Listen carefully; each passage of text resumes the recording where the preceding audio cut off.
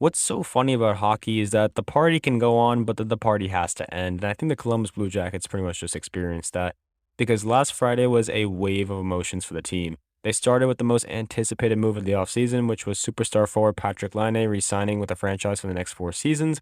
And then the fan base was also electric and still riding the high of Johnny Gaudreau being the biggest free agent acquisition in franchise history. But the party came to an end with a trade later that same day, as the Laine contract put the Blue Jackets several $1 million over the salary cap, and that meant that someone had to be shipped out to make the team cap compliant. The head on the proverbial chopping block was a longtime fan favorite in Oliver Bjorkstrand, who was traded to the Seattle Kraken for a third and fourth round pick in next year's draft. Being the second longest tenured Blue Jacket, Bjorkstrand made his mark on the young franchise very quickly. He was drafted by the organization 89th overall in 2013 and has played in the NHL since the 2015-16 season.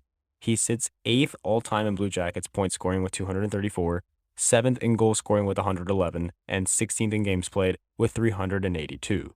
Based on the social media outrage following the trade, his departure has angered the fan base. Even Blue Jackets general manager Jarmo Kekalainen, who is one of the least emotional GMs in the front of a mic, said that trading Bjorkstrand was the toughest decision he's had to make in his tenure with the team. He said, quote unquote, "Definitely mixed emotions. Probably the hardest decision I have ever had to make as a GM of the Blue Jackets to trade Oliver Bjorkstrand, who I think very highly of, not just as a hockey player, but also as a person. He's been part of us and our organization for 9 years, and that was my first draft with the Blue Jackets. Having personally seen him and scouted him when I went to see Seth Jones quite a bit and kept noticing Oliver Bjorkstrand, seeing him grow and win the championship in Cleveland with us and become a real good NHL player, it's crazy." End quote. While the move hit the emotions of management, fans, and players alike, it was the right decision for the Blue Jackets as they look to become a serious Stanley Cup contender. Kekalainen says that it was so hard to make the decision, but it's the ugly part of the business. That's what we gotta do and we gotta call it, and it's a decision that had to be made. You can easily calculate the cap space around the whole league, and there was no good options available for us really. End quote. The flat cap in the wake of COVID-19 restrictions has really put a strain on salary cap situations for several teams. As of the time I'm writing this piece, just under a third of NHL teams are projected to be over the salary cap, and 3 more teams have less than $1 million free. That puts a lot of teams in a vulnerable position financially since there is no choice. All teams must be under the salary cap before opening night.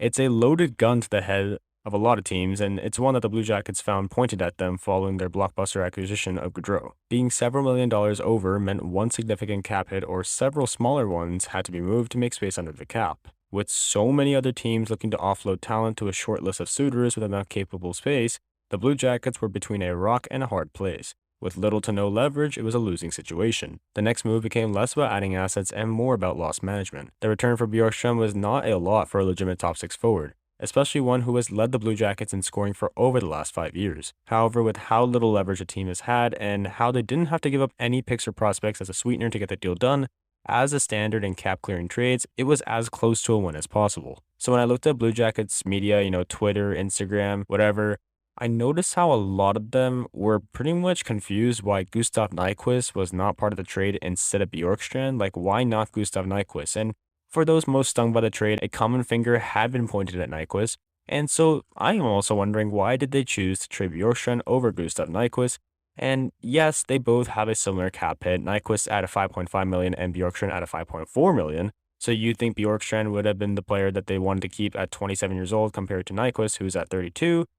The key differentiation is the contract term. Bjorkstrand has another 4 years on his deal while Nyquist is on the final year of his contract. This is where it gets a little technical, so just stay with me here. So why is the term so important? Well, looking into next offseason, there are several players that will need new contracts, which is why more flexibility will be needed. The big names that needed to be re-signed are Vladislav Gavrikov, Alexander Texier, Andrew Peak, and Yegor Shinnikov. Those players' current cap hits add up to just over $6 million.